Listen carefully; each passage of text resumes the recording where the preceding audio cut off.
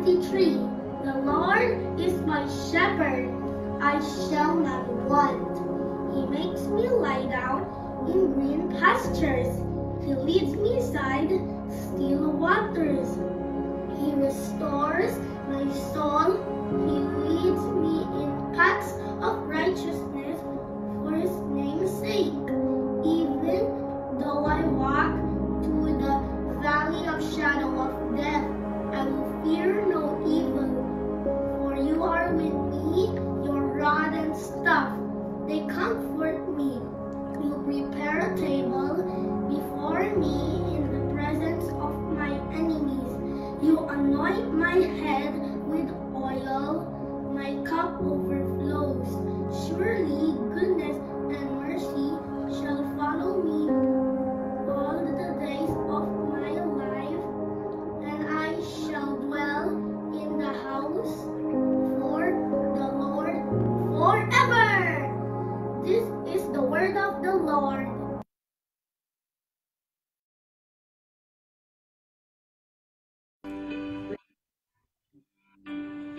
Isang mapagpalang hapon po sa bawat isa. Kumusta po tayo?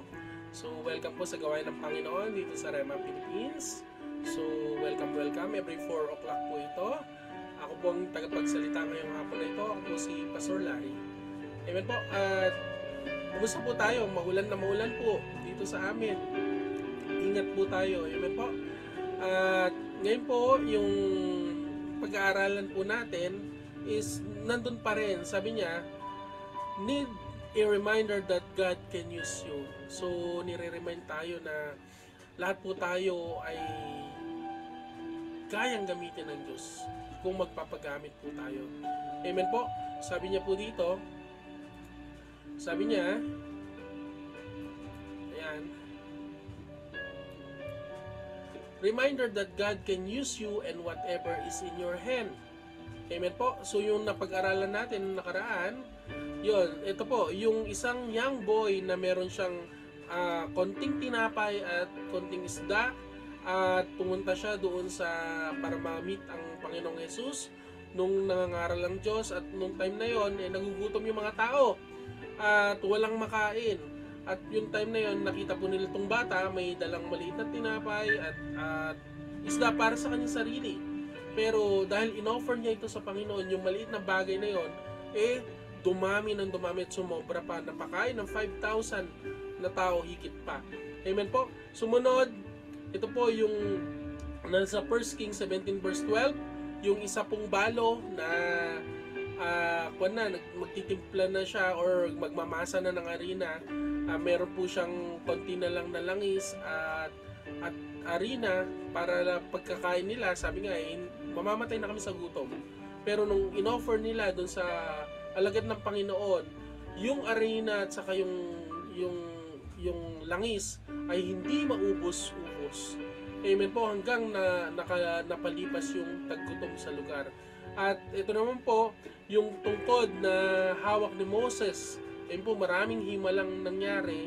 At ito po ay nag-led dun sa mga Israelita sa nation ng freedom dahil dun sa stick na yon. Amen po, nagkaroon ng maraming himalang ginamit ng Diyos si Moses. Amen po, dun nung time na yon. At ngayon naman po, ang pag-aaralan natin is yung story ni David. Amen po. At yung stone, maliit na stone na ginamit niya para pabagsakin, talunin si Goliath. Amen po. The story of David and Goliath. Great reminder that God can and will use anyone who trusts in His name. Tayo po ba'y nagtitiwala ngayon sa Panginoon? Amen po. Kalabitin natin mga katabi natin, nagtitiwala ka ba sa Diyos? Siyempre, amen. At dahil sa pagtitiwala mo sa Diyos, alam nyo, gagamitin po tayo ng Lord sa kanyang gawain. Maliit man yan na bagay, malaking bagay, gagamitin ka ng Diyos. Hindi mo masasabi na ako'y busy, marami akong ginagawa. Hindi. Gagamitin po tayo ng Diyos. Amen po. Si David ay hindi po siya batikan na or sanay na makipaglaban.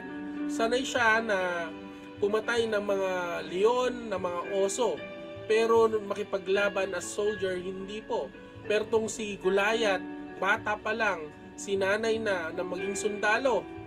Amen po? At dahil dyan mga kapatid, maraming natatakot kay Goliath. Magbigay lang po ako ng background ha. Ito pong mga Philistines ay pupunta na sila sa Israel. Amen po? Sa Soko, sa Judah, nandun po sila nagkampo. Doon sa kabilang side, nandun po si King Saul at yung mga Israelita. At doon po sa baba, nandun po yung valley. Ngayon po, pag tinignan po natin si Goliath, sabi na gano'n, 6 cubits, napakalaki niya. Pagka kinonvert po natin sa feet ito, 9-footer. Grabe, 9-footer siya.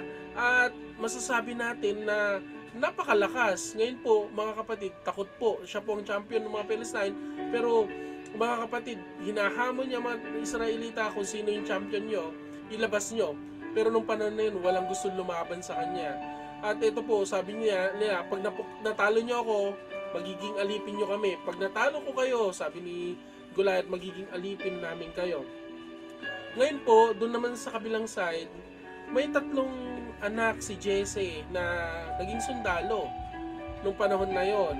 At si David, siya po ang pinaka youngest na anak ni Jesse. At siya po ang natira para mag-take care dun sa mga alaga nilang hayop. Amen po. Pero nung panahon na ito, mga kapatid, inutusan si David ni Jesse na magbigay ng pagkain dun sa kampo, dun sa mga kapatid niya. Pagpunta niya doon, narinig niya yung sinasabi ni Goliath. Dinidivide niya at sabi nga natin, nilalapastangan niya ang pangalan ng Panginoon at yung mga sundalo ng Diyos. Nilalapastangan niya, or sabi natin, in other term, binabastos noong mga panahon na yon. Amen po? Pero dahil dyan, sabi ni David, ako ang lalaban sa kanya. Nung una, binigyan po siya ng armor na makipaglaban. So sinuot niya yung armor, binigyan siya ng tabak, binigyan siya ng shield. Pero nung tinatry niya, masyadong mabigat, hindi siya sanay na makipaglaban na may ganon. Anong ginawa niya? Hinubad niya. At ito po nakalagay dito sa 1 Samuel chapter 17 verse 40. Then he took his staff in his hand, he chose him for himself 5 smooth stones. Amen po? At sabi niya dito, he put them in a shepherd's bag in a pouch which he had. So nilagay niya yung 5 stone na yon sa kanyang bag. At sabi niya na ganun dito, and his slingshot was in his hand. And he drew near to the Philistine. Ang tapang, di ba? So siya po ay pagkapulot niya ng bato, punta na siya. Sabi niya, hindi ko kailangan yung armor. Sabi niya, hindi ako sanay dyan. Ngayon po, ito sabi niya, ako na lang po magbabasa. Sabi niya dito, David said to the Philistine, you come against me with a sword and a spear and a javelin. Pumunta kayo sa akin para labanan ako na meron kang spear, meron kang sword, meron kang javelin. Pero sabi niya, but I comes against you in the name of the Lord Almighty, the God of the army of Israel, whom you defied. Sabi niya na ganon. Ako ay pupunta sa pangalan ng aking Panginoon. Sabi niya na ganon, tatalunin kita dahil sa kasama ko ang Diyos. Sabi niya ganon. Alam niyo po, small stone, ito po ang ginamit niya. Pero yung small stone na yon, alam niyo po, hindi naman po sa galing or sharpshooter siya na tumira ng slingshot. Hindi rin dahil magaling siya makipaglaban. Kundi mga kapatid, ito pong stone na to, masasabi ko na malaki ang tiwala ng Diyos. Malaki ang tiwala niya sa Panginoon. Amen po? Pag makikita po natin, ito po, yung life ni David, sabi nga hindi yung dahil nga magandang performance, sabi na natin, or sabi na natin magaling siyang sundalo, hindi yun ang background niya isa siyang pastol, tama po? Pero alam niyo po, dun sa puso niya, nandun, malapit nga siya sa Panginoon. Amen po? Ano po ba nakalagay dun sa Samuel 16 verse 7, the Lord does not look at the things man looks at. Ang Diyos hindi nakatingin dun sa tinitingnan ng mga tao. Amen po? Hindi dun sa performance, hindi dun sa galing mo, hindi doon sa appearance mo. Kasi kun po pag tinignan siya hindi nga raw siya pwedeng mas maging sundalo kasi yung mga kapatid niya matatangkad, malalaki Pero alam niyo po mga kapatid, ang tinitingnan ng Diyos sa kanya yung kanyang puso. Amen po? Yung kanyang puso. At yun ang tinignan niya. At dahil dito mga kapatid, tingnan niyo ito. Oo, maliit lang yung stone, maliit lang siya, pero meron siyang giant faith para talunin yung kaaway. Malaki ang tiwala niya sa Diyos. So, amen po. At dahil dito sabi niya, tatalunin kita sa pangalan ng Diyos ng Israel. Sabi niya ganon. At nung in-slingshot niya, tinamaan. Amen po, sabi nga po nila, yung raw batong maliit naging missile Amen po. At nung tinamaan si Goliath, ayun po, bumaon sa forehead niya at natalo, namatay si Goliath. Amen po. God will take care of you.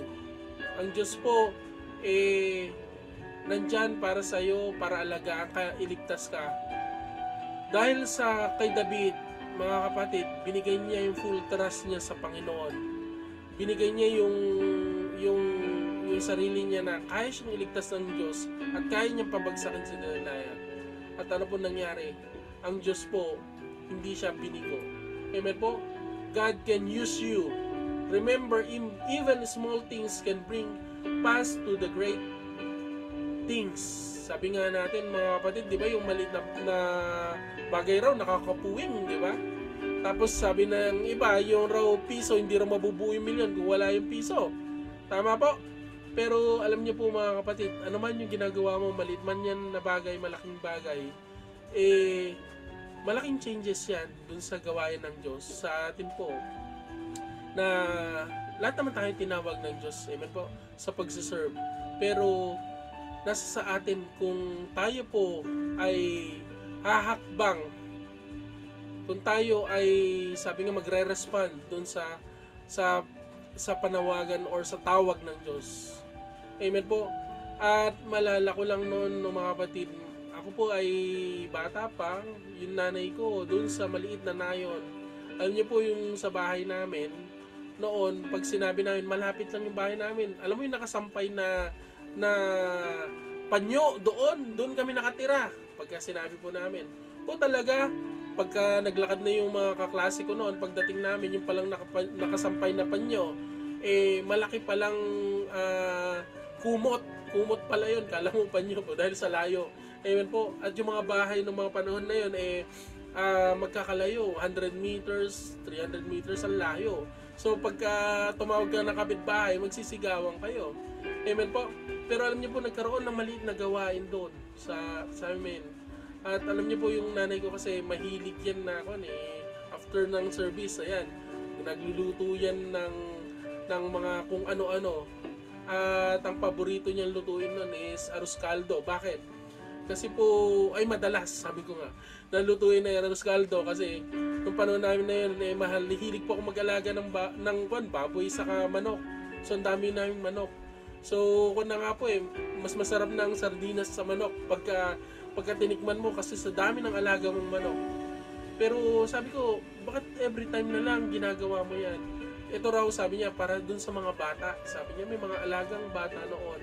Sabi ko, kahit na kung mahal natin ang pagsiserve natin sa Lord, sabi ko na gano'n, kahit walang pagkain, pupunta tayo. Sabi ko gano'n, hindi kailangan natin alagaan yan, mga bata, ganyan. Pati ako noon, medyo kumukontra pa, panahon na yun. Yun po, bata pa ako. Ngayon, mga kapatid, maraming inalagaan yung nanay ko ng mga bata doon. Dumating yung time, yung gawain po doon, lumalaki ng lumalaki. Nagkakaroon po kami ng iba-ibang lugar, nagkakaroon po ng gawain. Ngayon po, yung palang ginagawa mo, kala mo nagpapakain ka lang ng tao nung unang panahon. Tapos sinesharean mo sila, inalagaan mo yung mga bata. Kala mo walang nangyayari. Parang, itong mga batang to, matitigas ulo, sarap tuktukan, parang ganyan. Pero hindi pala. Alam niyo po, dumating yung time, kailan last month lang nakausap ko yung isa nag-share sa amin na salamat sa inyo, gumaganyan. Hindi, sabi ko, glory to God, ganyan yung sinasabi ko. Sabi nila, salamat sa Panginoon, sa inyo, ginamit kayo ng Diyos, sabi po sa amin. Kasi ngayon, yung bata na yon na inalagaan namin noon, yung nanay ko, inalagaan niya. Alam niyo po, nagpapastor na ngayon. Meron na siyang mga hinahawakang outreaches. Yung isa naman, napunta sa Baguio, at doon sabi niya yung anak ko ngayon, kami ng mga anak ko, nagsiserve na sa Lord dito sa lugar na ito. Hindi mo alam yung ginagawa mo pala noon, alam niyo po, yung bata na yun, mahawak na ng malaking simbahan ngayon. Amen po. Hindi mo alam yung ginagawa mo pala noon, kala mo ganun lang, pero dahil dun sa bine-bless ng Diyos, may nangyayari. Gagamitin ka pala ng Diyos. Amen po. At isa pa pong may share ko dyan, dito po sa Pangasinan, na-bless rin po ako sa pamilyang ito, kasi dito po sa Pangasinan, nung una, sila lang po yung nag-start yung Rema dito. Sila lang isang pamilya. Dun sa isang pamilya na yon, sa lugar na ito,